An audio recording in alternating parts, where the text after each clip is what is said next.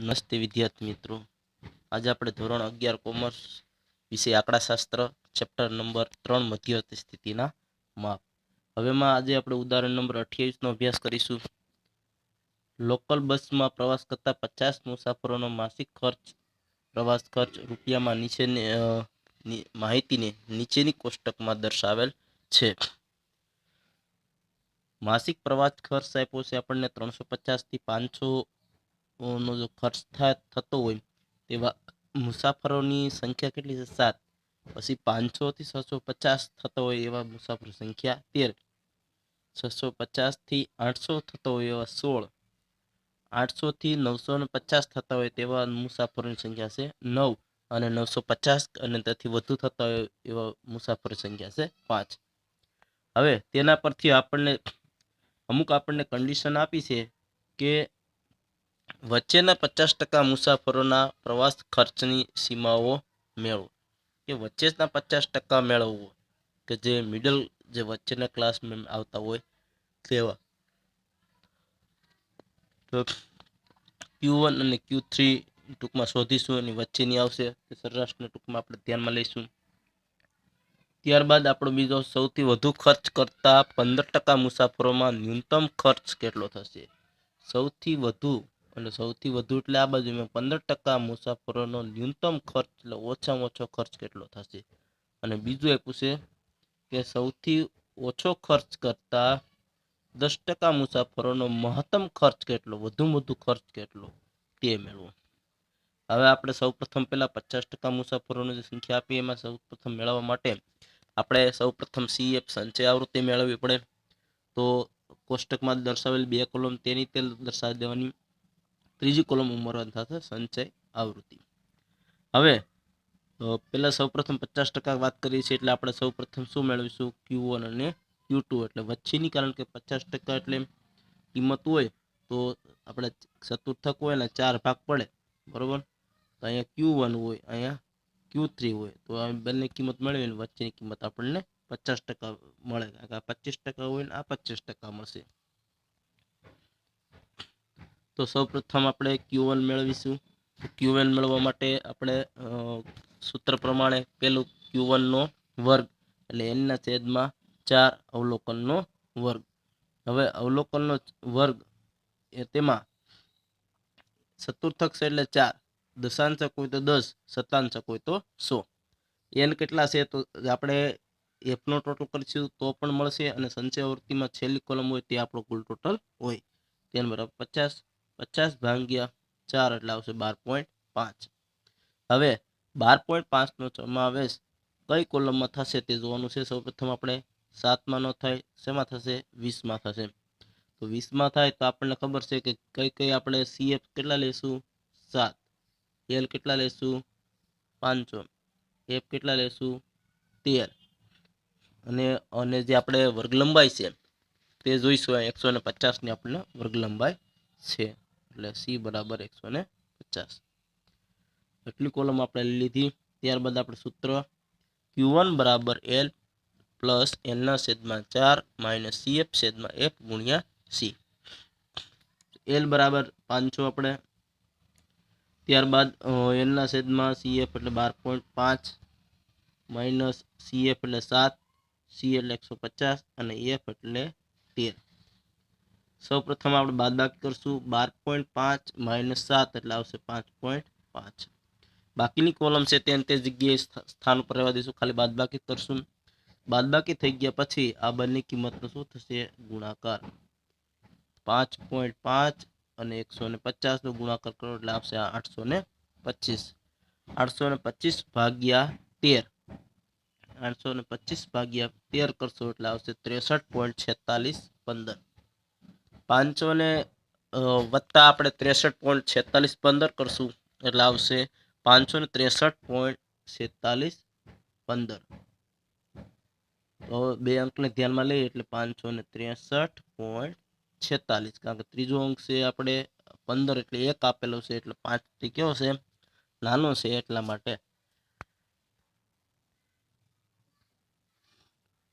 ત્યારબાદ આપણે Q3 સૂત્ર પ્રમાણે 3L ના છેદમાં 4 માં અવલોકનનો વર્ગ 3 ના 3 એને બરાબર 50 ભાગ્યા છેદમાં 4 માવલોકનનો વર્ગ એટલે આવશે 37.5 માવલોકનનો વર્ગ, કારણ કે 3 ગુણ્યા 50 કરો અને ભાગ્યા 4 કરો એટલે 150 ભાગ્યા 4 એટલે 37.5 માવલોકન.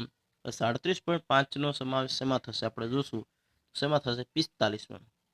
તો આપણે CF 36, F 9, L 800 અને C 150. તો કોલમ પ્રમાણે આપણે 800, CF 36, F 9 અને C 150. સૂત્રમાં કાંઈ નહીં, ખાલી એટલો જ ફેરવશે, બાકી બધું સ્થાન તેમ તેમ તેની તે જગ્યાએ L+3 L/4 માઇનસ CF છેદમાં F ગુણ્યા C. L 800 આ 37.5 CF 36 છેદમાં F 9 C 150. 37.5 માઇનસ 36 એટલે 1.5. 1.5 ગુણ્યા 150 એટલે આવશે 225. 225 ભાગ્યા 9 એટલે આવશે 25. 800 પ્લસ 25 એટલે 825. તો કેન્દ્રમાં આવતા 50 મુસાફરોની પ્રવાસ ખર્ચ 543.46 થી 825 ની વચ્ચે હશે. કારણ કે પેલો જે આપણી કિંમત આવી હતી તે જે આપણે Q1 નું સ્થાનની જે કિંમત છે તે આપણને 536 એક આ કિંમત અને બીજી આપણે કિંમત આપેલી છે તે આ કિંમત. તો Q1 અને Q3 ની વચ્ચેની કિંમત 50% હોય એટલે Q1 ની કિંમત અને Q3 ની વચ્ચેની કિંમતમાં 50% મુસાફરોનો પ્રવાસ ખર્ચ હોઈ શકે. ત્યારબાદ આપણને ત્રીજું આપ્યું છે કે 15%નું જે આપણને બીજો પ્રશ્ન પૂછવામાં આવેલો છે તે જોઈએ કે સૌથી વધુ ખર્ચ કરતા 15% મુસાફરોમાં ન્યૂનતમ ખર્ચ કેટલો હશે. ન્યૂનતમ ખર્ચ એટલે ઓછામાં ઓછો ખર્ચ કેટલો હશે. તો આપણે અહીં તમને આકૃતિ દ્વારા દર્શાવ્યું છે. સૌપ્રથમ પહેલા તો એક રેખા જે આપણે છે તે પ્રમાણે 100% કુલ રેખા હોય તો 15% આવો પ્રશ્ન પૂછ્યો. 15% અવલોકનની વધુ કિંમત ધરાવતા હોય, 85% અવલોકન કિંમતથી ઓછી હોય શકે. કારણ કે 15% કીધું છે, સૌથી વધુમાં 15% એટલે આ સાઈડ આવશે ને એનો મહત્તમ કિંમત એટલે આ સાઈડ હોય. ટૂંકમાં મહત્તમ એટલે છેલ્લી આ ટૂંકમાં ન્યૂનતમ કિંમતને આધારે આપણે ધ્યાનમાં લઈશું. તો જે સ્થાન આવશે 85 આવશે, કારણ કે 100 માંથી આપણે 15 બાદ કરો એટલે આવશે 85%. ટૂંકમાં છેલ્લું સ્થાન હોય તો મહત્તમ કિંમત ગણીએ તો 15%ની ન્યૂનતમ કિંમત આવશે P85. તો P85 કારણ કે હવે શા માટે તમને એમ થયું છે, શા માટે ટૂંકમાં કે P સ્થાન લખાય D1, કારણ કે D માં છે 1 2 3 4 5 6 એમાં 10%, 20%, 30% એમ હોય તો જ દર્શાવાય. ચતુર્થકમાં છે આપણે એમાં પણ Q1 25%, 50%, 75% હોય તો જ Q1 Q2 અને Q3 લખી શકાય. P સ્થાન એવું છે કોઈ પણ સંખ્યા આવી હોય વચ્ચેની, કોઈ પણ 72 હોય તો 72 લખી શકાય, 75 હોય તો 75 લખી શકાય, 80 હોય તો 80 લખી શકાય. એટલા માટે બધી જગ્યાએ લખી શકાય, એટલા માટે P85 લખાય. આગળની જગ્યાએ P80 આવ્યો હોત તો તમે D8 પર તમે મેળવી શકો, કારણ કે બંનેનું સ્થાનની કિંમત કેવી હોય, સરખી હોય. જો 75% એવું હોત તો તમે Q3 પણ મેળવી શકો, પછી P75 પણ મેળવી શકો, કારણ કે બંનેની સ્થાનની કિંમત કેવી હોય, સરખી હોય છે એટલા માટે. તો P85 નો વર્ગ બરાબર 85 એલના છેદમાં શતાંશક છે એટલે 100 આવશે માં અવલોકનનો વર્ગ. 85 કૌંસમાં 50 ના છેદમાં 100 માં અવલોકનનો વર્ગ. 85 ગુણ્યા 50 કરશો અને એને ભાગ્યા 100 કરશો એટલે આવશે 42.5 માં અવલોકનનો વર્ગ. હવે સંચય આવૃત્તિ ઉપરથી આપણે જોઈ શકાય છે કે 42 અને 43 માં અવલોકન વર્ગ કેટલો છે, 850. કારણ કે 42.5 છે એને જોવાનું આપણે જોઈએ તો કોષ્ટકમાં સમાવેશ છે 45 માં થશે. તો આપણે આગળની જેમ આપણે F કહીએ તો 9 આવશે, CF 36 આવશે, L 8 આવશે અને આપણી સંચય ટૂંકમાં વર્ગ લંબાઈ છે 100 કેટલા આવશે 50.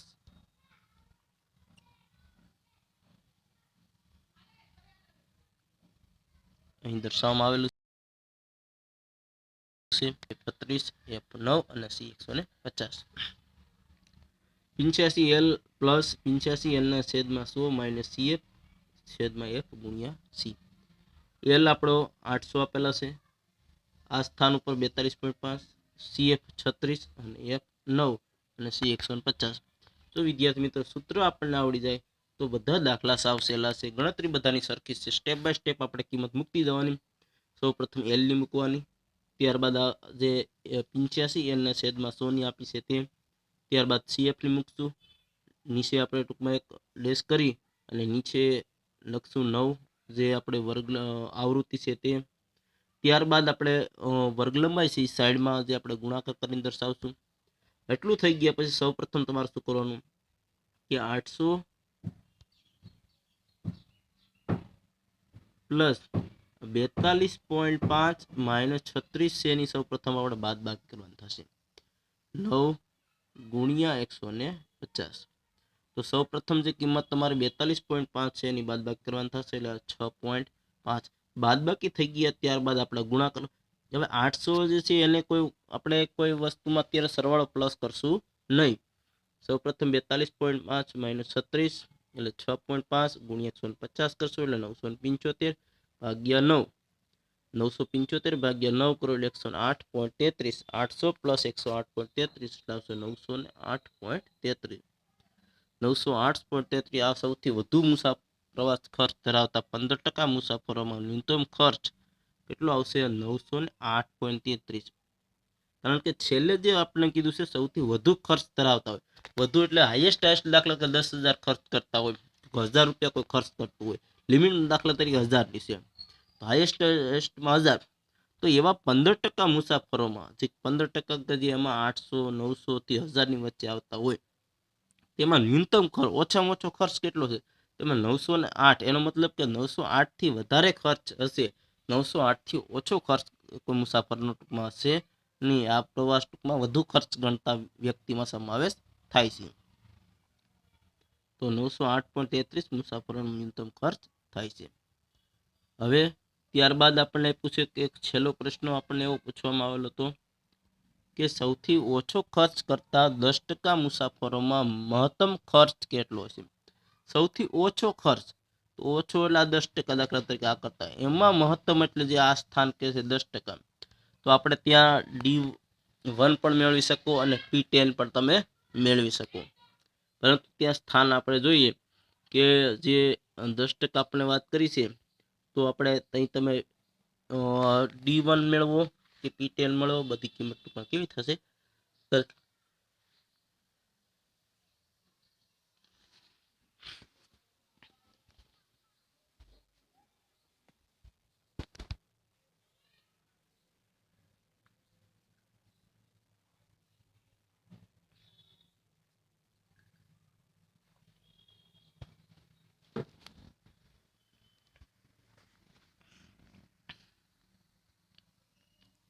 હવે D1 મેળવવા માટે D1 એટલે 10 ટૂંકમાં દશાંશક ગણાય.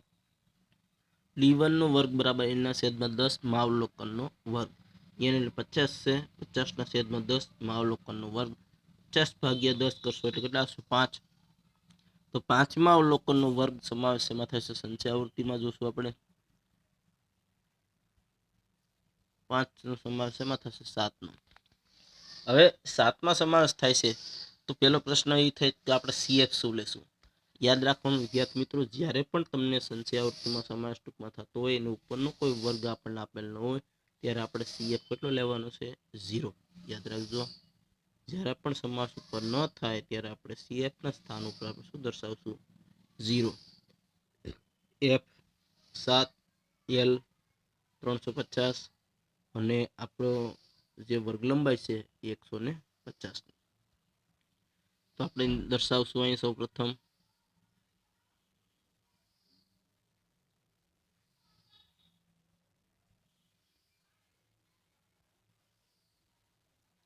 L 350, CF 0, F7 અને C 150. હવે L ના સ્થાનમાં 350 લઈશું, n ભાગ્યા 10 એટલે 5, CF 0 આવશે અને F7 ગુણ્યા 150. 350 5 માંથી 0 બાદ કરો 5 ને 5 આવશે. 5 ગુણ્યા 150 એટલે 750 આવશે. તો 350 ને 7 ને અત્યારે કંઈ કરવાનું નથી, ખાલી સૌ પ્રથમ ઉપરનું જે બાદ બાકી ગુણાકાર કરવાનો છે. હવે 750 ભાગ્યા શું કરવાનું 7 એટલે આવશે 107.1419. 350 પ્લસ 107.1419 એટલે આવશે 457.1419 એટલે 457.14. તો ઓછામાં ઓછો ખર્ચ છે એ ટૂંકમાં ઓછો પ્રવાસ ખર્ચ કરતા હોય એવા 10% મુસાફરોનો મહત્તમ ખર્ચ કેટલો થશે 457.14. જે મીડિયમ રેન્જમાં આપણે હાઈએસ્ટ ગણતા હોય એવા વ્યક્તિનો ખર્ચ કેટલો છે 457.14. હવે આપણે સ્વાધ્યાય જે છે 3.4 માં દાખલા જે ચતુર્થક આપણે અભ્યાસ કરાવી દીધો છે.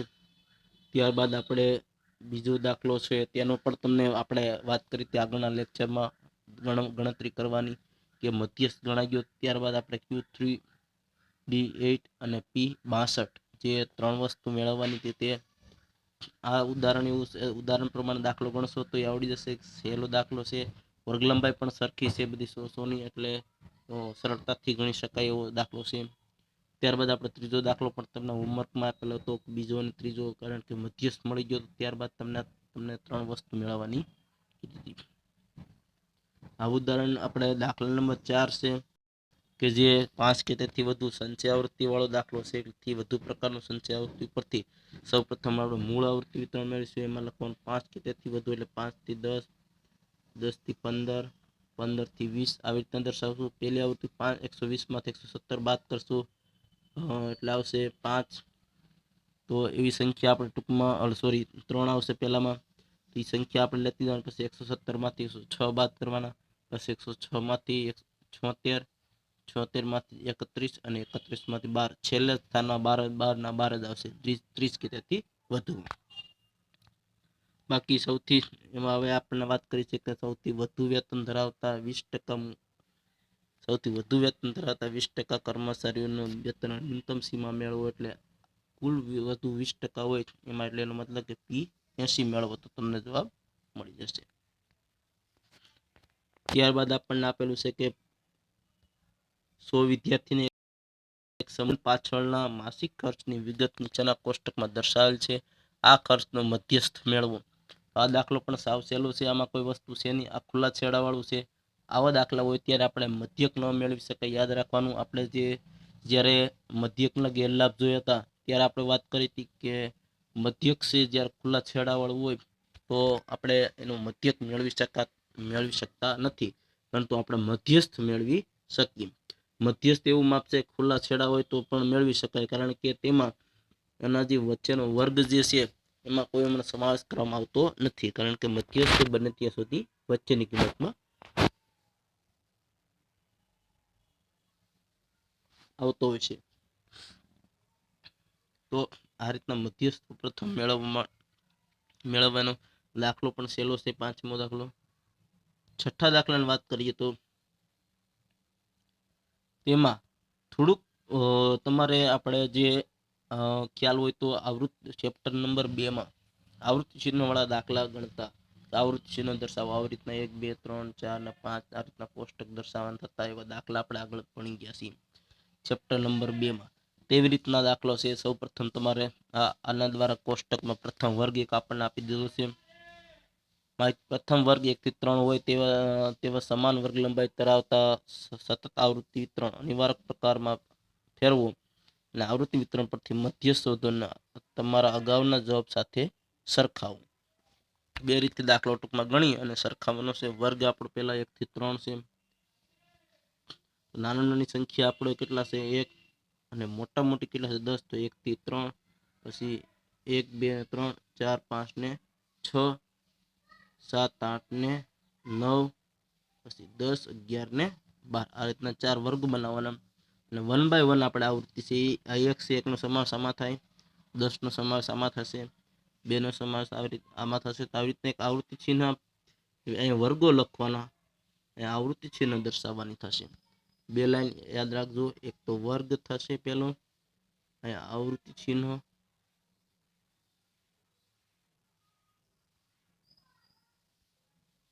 અને અહીંયા આવશે આવૃત્તિ, એને આપણે એફ તરીકે દર્શાવીએ. તો 1 થી 3 4 5 6 7 8 9 10 11 ને 12. પહેલા 1 નો સમાવેશ આમાં થશે તો આમાં લખવાનું, 10 નો સમાવેશ આમાં થાય, 2 નો સમાવેશ આમાં થશે, 6 નો આપણો સમાવેશ આમાં થશે, 3 નો આમાં થશે, 4 નો આમાં થશે. આવી રીતના આપણે સ્ટેપ બાય સ્ટેપ 15 છે. હજી એક વર્ગ આપણે 15 મોટા મોટી છે એટલે હજી અમારશું 13 14 ને 15, હાઈએસ્ટ 15 સુધી છે એટલે હજી એક વર્ગ દર્શાવીશું. આવી રીતના વર્ગ કરીને આપણે આવૃત્તિ ચિહ્ન દર્શાવીને કોષ્ટક બનાવવાનું અને આવૃત્તિ તમારી કેટલી આવશે તે ટૂંકમાં દર્શાવી દેવાનું છે. એના ઉપરથી આપણે શું મેળવશું, મધ્યસ્થ મેળવશું. પછી આ વર્ગો જે છે એની સામે આપણે આવૃત્તિ લખતા જશું, કોષ્ટક બનાવીશું, એની ઉપરથી આપણે મધ્યસ્થ મેળવી આપણે સરખાવાના. ત્યારબાદ આપણે જોઈશું બહુલક.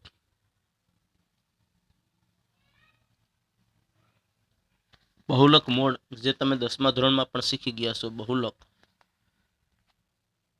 બહુલક એટલે વસ્તુ કેવી વસ્તુ દર્શાવે કે વધારેમાં વધારે પડતી કોઈ વસ્તુ વપરાઈ રહી છે, તો કઈ વસ્તુ છે વધારે પડતી વપરાઈ રહી છે એને આપણે બહુલક તરીકે દર્શાવી શકીએ.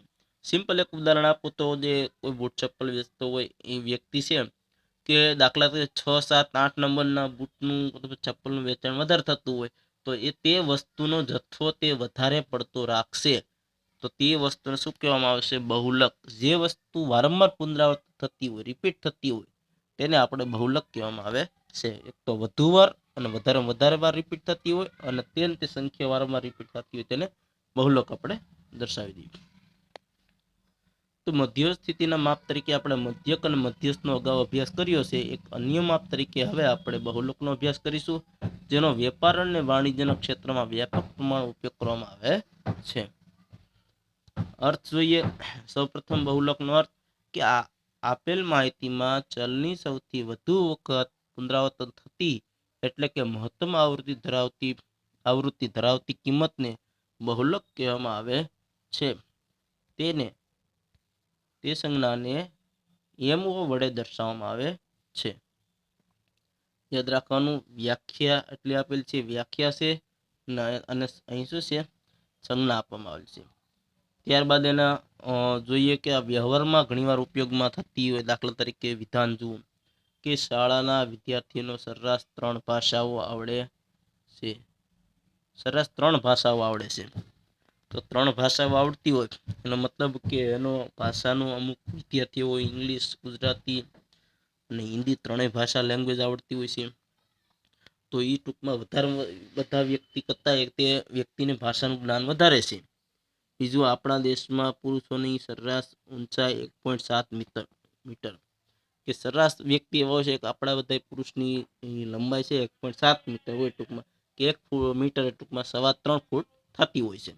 તો એવા સરેરાશ વ્યક્તિની આયુષ્ય ક્યારેક વ્યક્તિ એવું બનતું હોય છે કે જેની હાઇટ છે કે 3 ફૂટની અંદર આવતી હોય એવા વ્યક્તિ ક્યારેક જે આપણે ઠીંગણા વ્યક્તિ તરીકે ઓળખીએ છીએ તે, અને અમુક વ્યક્તિ હોય છે કે જેની હાઇટ છે એ 5 ફૂટની ટૂંકમાં થતી હોય છે.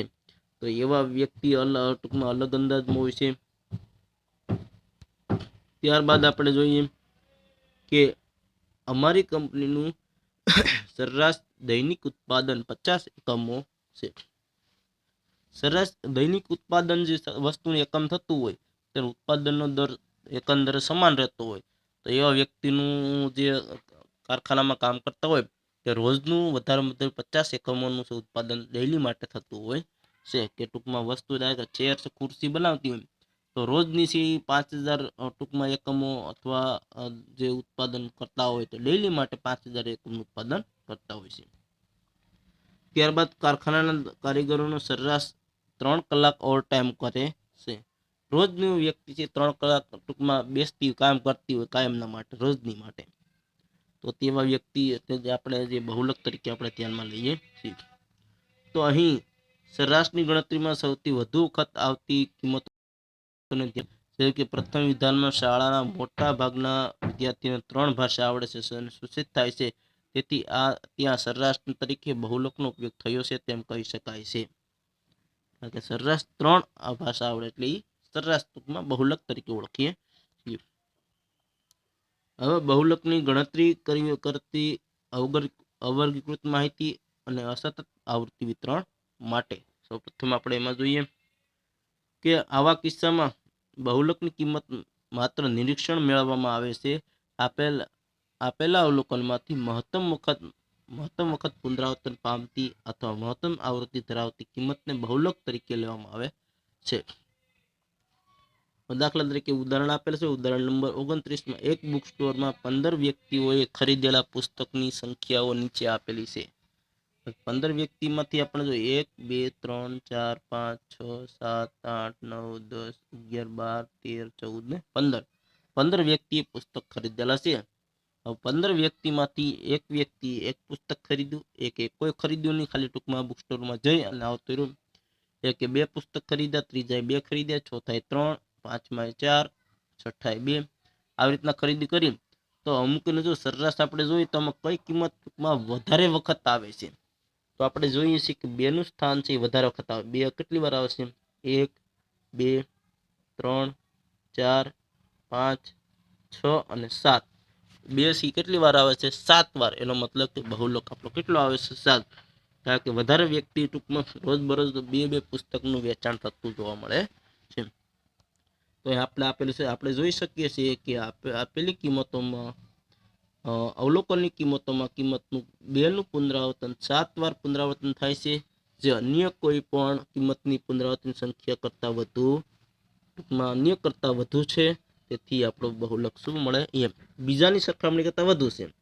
7 છે, પછી 4 5 છે, તો 4 છે એ આવે છે કેટલી વાર? તો 2 જ વાર આવે છે. તો બીજી એક સંખ્યા 1 છે, 7 એક જ વાર છે, 5 એક જ વાર છે, 1 છે 2 વાર ટૂંકમાં આવે છે. તો 2 વાર છે, આ પણ 2 વાર છે. તો વધારે પડતું જે આવતું અવલોકન પુનરાવર્તન પામતું હોય તેને આપણે બહુલક તરીકે ઓળખીએ છીએ. તો અહીં આપણે કિંમત જે આપેલી છે કિંમત તેને ધ્યાનમાં લઈશું તો ખ્યાલ આવે છે કે ટૂંકમાં આપણે હવે એક ઉદાહરણ નંબર 30 એક આપેલ છે કે ટીવી બનાવતી કંપનીમાં 1 મહિનામાં એસેમ્બલ કરેલા ટીવીને તપાસ કરવામાં આવી છે. નીચેનું કોષ્ટક દરેક ટીવીમાં રહેલી ખામીઓ સંખ્યા દર્શાવે છે અને ખામીની સંખ્યાનો બહુલક શોધો. તો ખામીની સંખ્યામાં 0 1 2 3 4 ને 5. ટીવીની સંખ્યા 45 22 18 10 6 ને 4.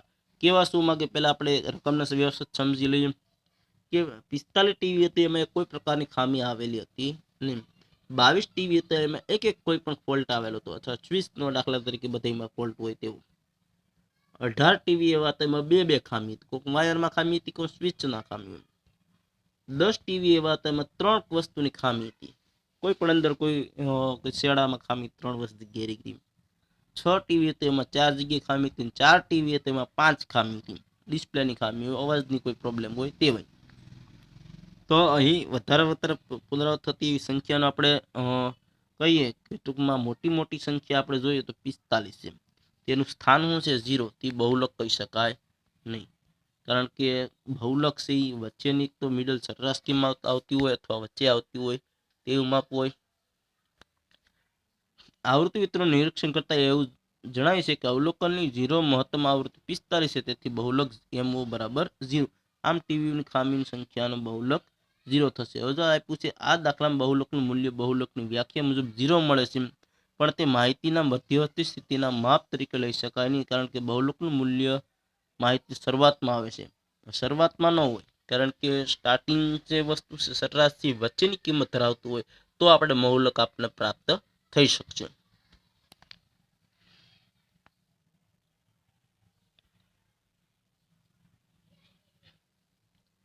ઉદાહરણ 31 જોઈએ. બધા ઉદાહરણથી થોડું આપણને વસ્તુ છે દર્શાવે છે. 24 ટેક્સી ડ્રાઈવરોએ એક દિવસમાં કરેલા ફેરફારોની સંખ્યા નીચેની માહિતીમાં દર્શાવેલ છે. ફેરવ સંખ્યાનો બહુલક શોધો. ફેરવની સંખ્યા આપી છે 1 2 3 4 5 ને 6 ને 7, અને ડ્રાઈવરની સંખ્યા આપે 3 7 4 7 5 2 અને 1. તો આપણે જોઈ શકીએ બંને સંખ્યા વધારે રિપીટ થતી હોય તો એવી 7 પણ છે સંખ્યા સી 2 વાર ટૂંકમાં આવે છે. તો 2 વાર છે, અને આવૃત્તિ કેટલી છે? એકમાં 2 છે અને એકમાં કેટલી છે? 5 છે. તો બહુલક કેટલા મળ્યા? 2 અને 5. વારંવાર મોટી સંખ્યા 7 છે 2 વાર આવશે. એટલે આવૃત્તિ કેટલી છે 2 અને 5, તો બહુલક 2 મળે આપણને, તો 2 મળે અને 5 મળે. પણ આપણે આ અભ્યાસક્રમમાં દ્વિબહુલકીયનો અભ્યાસ કરવાનો નથી, આપણે એક જ બહુલક મળવું જોઈએ. આ પ્રકારના વિતરણમાં દ્વિબહુલકી વિતરણ કહેવાય છે. તે જ રીતે એવા પણ વિતરણ હોઈ શકે તેથી 2 થી વધુ બહુલકો હોય છે. હવે ઉદાહરણ નંબર 32 માં આપ્યું છે કે એક ક્લિનિકમાં તેમના કામના કલાકોમાં દર કલાકે આવતા દર્દીઓની સંખ્યા નીચે પ્રમાણે છે નોંધવામાં આવી છે. દર્દીઓની સંખ્યાનો બહુલક શોધો. કિંમત આપણને આપેલી છે, એમાં 3, 5, 4, 2, 7 ને 8, તો વધારે પુનરાવર્તન થતી એવી સંખ્યા આપેલી છે નહીં. જો આપેલ છે કે અહીં દરેક કિંમતને એક જ વખત આવે છે, તેથી આપણે મહત્તમ પુનરાવર્તન થાય તેવું અવલોકન શોધી શકાતું નથી. અહીં વ્યાખ્યાની મદદથી દર્દીઓની સંખ્યાનો બહુલક આપેલી માહિતી પરથી શોધી શકાતો નથી. તો અહીં પણ બહુલક આપણે મેળવી શકાય નહીં. હવે સતત આવૃત્તિ વિતરણના છે તે આપણે આવતા લેક્ચરમાં આપણે અભ્યાસ કરશું કે બહુલકના જે આમાંથી આપણે બહુલકમાંથી જે આલેખની રીત છે એ દૂર કરી દેવામાં આવેલી છે. તો બાકીના જે દાખલા છે આપણે બહુલકની રીત છે તેનો આપણે અભ્યાસ આવતા લેક્ચરમાં કરીશું. Thank you.